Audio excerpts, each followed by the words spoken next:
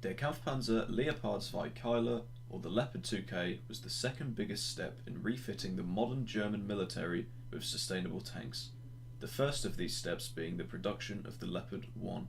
After the Second Great War, August of 1946, the National German Army, or Wehrmacht, was dissolved by the Allies. This led to a period of time between 1946 and 1949 where Germany's only defence from an attacking force was that of the Allies and Russia.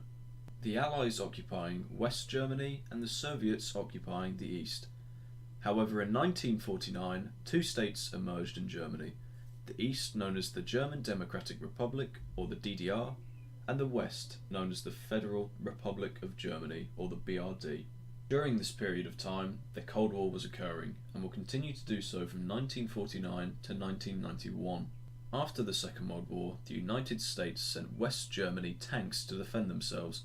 These included the M47 Patton II and the M48 Patton III.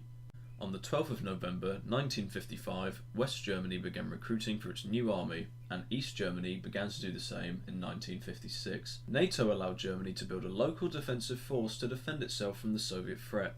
This specific date can be estimated to be during the mid-1950s. In addition to this, the French and West German relationship was also strong during this period of time. This relationship led to the development of the Europanzer project. This idea was to equip most Western European countries with said tank, and to do so would allow Germany to stop using the now old and outdated American tanks in their army. The Europanzer, or Standard Tank project, officially began in November of 1956, and the final specifications of the tank were known by July of 1957. The request conceived were to be a tank of 30 metric tons in weight, a power-to-weight ratio of 30 horsepower to ton, armour capable of resisting rapid-fire 20mm hits, the ability for the tank to become amphibious, protection from NBC, or nuclear, biological and chemical attacks, and to be equipped with the British L7 105mm cannon. Since the invention of stronger and more powerful tank cannons and shell types, armour was seen as a second over greater mobility and firepower, and in 1958 Italy joined France and Germany in their quest to create a Europanzer. The first prototype, which would lead to the development of Germany's first official MBT after the war, the Leopard 1, was made by West Germany and was similar to the first French prototype, but differed by installing a commander's rangefinder. The second prototype made by West Germany was a 4-man crewed tank, with a maximum speed of 38 miles per hour and fitted with an MG42 machine gun and the British L7 105mm cannon. The tank had only a 50mm frontal plate, 30mm of side armour and 60mm of armour protecting the entirety of the turret. The tank also weighed 33.3 tons. The first French prototype, which would lead on to the development of the MBT MX-30, was a 4-man 32.5 ton tank with a top speed of 40 miles per hour. The tank's cannon, however, was a licence-built L7 British 105mm cannon and one 7.62mm machine gun. The armour of the hull was 80mm at the front, 60 on the sides, whereas the turret was 80 at the front and 42 at the sides. The second French prototype, based on the already existing hull of the French AMX-50, was a 4-man crewed tank with a maximum speed of 39 miles per hour and was fitted with two MG42 machine guns, one coaxial machine gun and one above the tank for the commander to operate. The tank also had a Rheinmetall semi-automatic 105mm cannon instead of the British L7 gun and weighed 35.8 tons.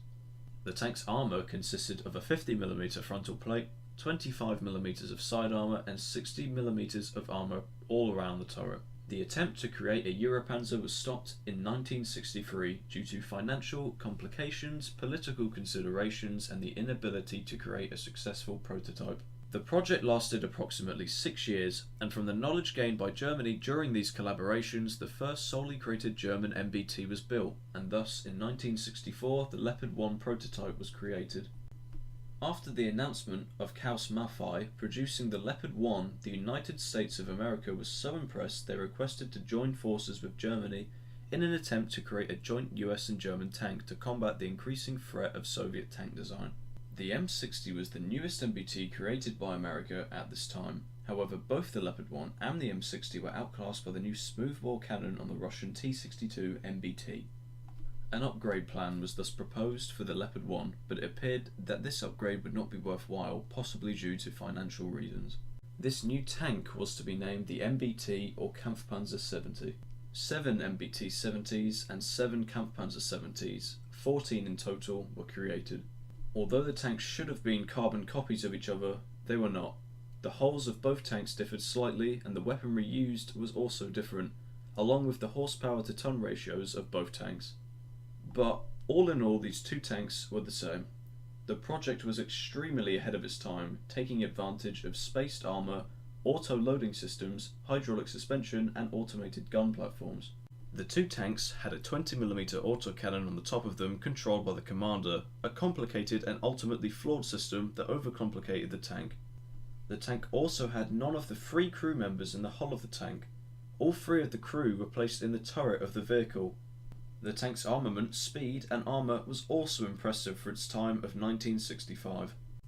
The tank was equipped with an American 152mm gun launcher capable of firing ATGMs or anti-tank guided missiles and APFSDS or armour-piercing fin-stabilised discarding sabot.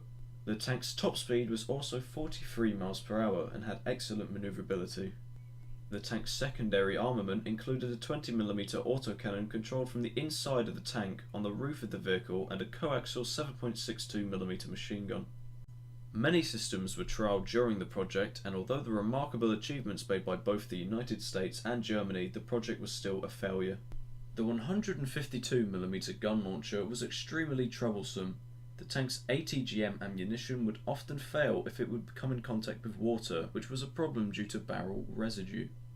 The 20mm cannon, as mentioned briefly, was also extremely troublesome, and the commander was often overwhelmed attempting to load the tank, use the 20mm gun, and command the vehicle.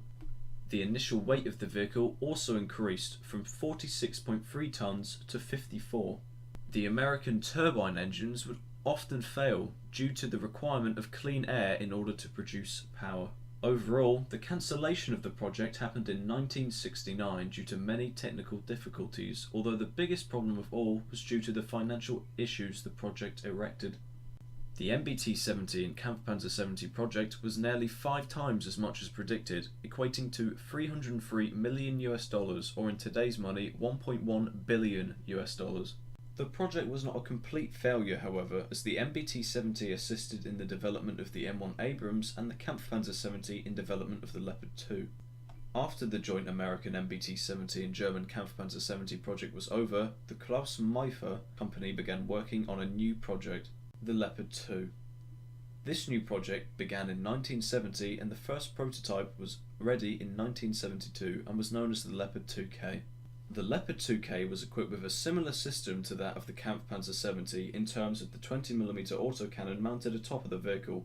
However, this task was no longer given to the commander but the gunner. This proved extremely difficult as the gunner could not operate both the new 120mm Rheinmetall L44 cannon and the 20mm at the same time. The tank also consisted of a 7.62 MG3 coaxial machine gun. The tank had 4 crew members, and the armour consisted of a 59mm frontal plate and 22mm of side armour. The turret armour also took aspects from the Kampfpanzer 70 project, in particular the spaced armour. The turret front could withstand approximately 165mm of penetration from a kinetic tank round and 170 from a chemical one. The side armour of the turret also protected the crew from 60mm of kinetic penetration and 100mm of chemical. The tank weighed an impressive 50 tons, lighter than the Kampfpanzer 70 project, but offers the same manoeuvrability and is equipped with a far superior gun. The Leopard 2K's top speed was also an improvement to that of the Kampfpanzer 70, with a top speed of 48 miles per hour. Another, lesser-known prototype of the Leopard 2K was also created, known as the Leopard 2FK. This tank was similar to that of the Leopard 2K, but instead of the 120mm Rheinmetall cannon, it used the old 152 gun launcher system that the Kampfpanzer 70 did. In total, 16 out of the ordered 17 Leopard 2 prototypes were built and tested, yielding many refinements to that of the Leopard 2's overall design and specifications set by the West German Army. Official production of the Leopard 2 started in 1977. The order of 1,800 tanks was made by the West German MOD, which would be given directly to the West German Army, the Bundeswehr. On October of 1978, the first definitive pre-series of Leopard 2 were delivered, and 3 more after the first half of 1979. The first of these vehicles after the pre-series was the Leopard 2A0. Approximately 380 of these vehicles were built between October 1979 and March of 1982. At the time of 1980, West Germany, now a strong nation in alliance with NATO, owned a total of approximately 3,500 tanks. These being several outdated or updated versions of the American M48 Pattern 3, of which they held 1,200 of, 2,400 production Leopard 1s, approximately 150 Leopard 2s, 750 Kanonenjagdpanzers and 350 Raketenjagdpanzers. East Germany, now a part of the Warsaw Pact, owned approximately 1,600 tanks, these being 1,500 Russian T-54s, T-55s and T-72 tanks, and approximately 120 PT-76 boats. The current amount of Leopard 2s produced is approximately 3,480 and have been in service since 1979 and continue to be to this day by the German Bundeswehr. Each unit as of 2007 costs approximately $5.74 million to produce.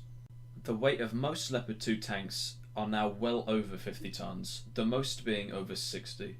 The 120mm cannon has also been updated from the caliber of L44 to L55, and the 20mm autocannon has been removed.